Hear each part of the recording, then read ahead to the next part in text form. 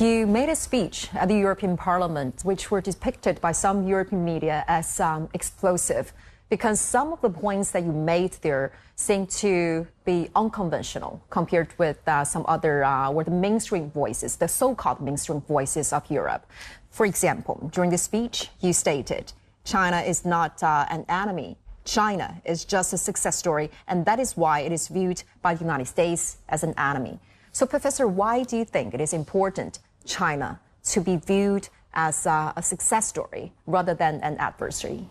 What happened in the United States is quite clear.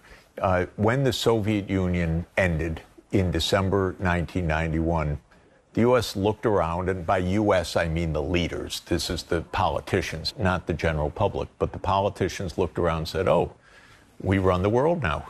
We're the last ones. No Soviet Union. China, that's poor rice-growing villages. They didn't even imagine anything about China's development.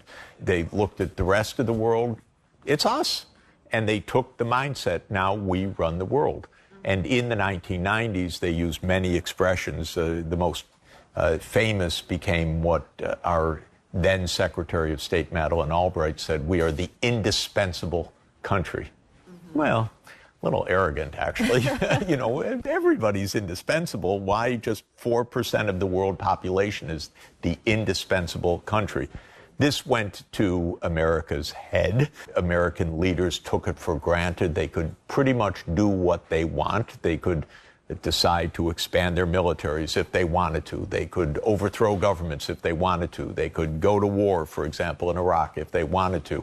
Other countries were saying, that's not a good idea. Don't do that. But the United States wasn't listening. When in 2003, for example, the U.S. said, we need to attack Iraq because of weapons of mass destruction, the rest of the world, including China and, of course, Russia and Germany at the time, said, but wait a minute, we don't find weapons of mass destruction. We don't even know. Let's continue the inspections. And the United States said, no, we do what we want. And they went to war. Of course, it was on false pretenses, not just wrong pretenses. We now know it was filled with lies. But they felt the ability to go to war on the basis of lies and that they would make it up in the narrative. That is the mindset that got the U.S. into so much trouble. Now, China. Where does China fit into this? Well, as the U.S. was boasting about its world leadership and being indispensable, China just kept growing. China's not a threat. Talk to China, come to China, work with China, negotiate with China, have diplomacy. And then the threat isn't there, then the possibility of mutual benefit is there. And also, since taking office, the Trump administration has imposed tariffs on countries including China, the European Union, Mexico, Canada, etc. And you have said that those policies are bound to fail. Why so?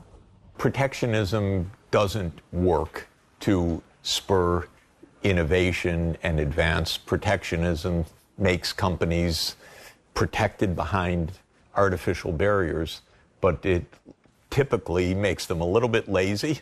They compete in their home market, but then they can't really compete in the international markets.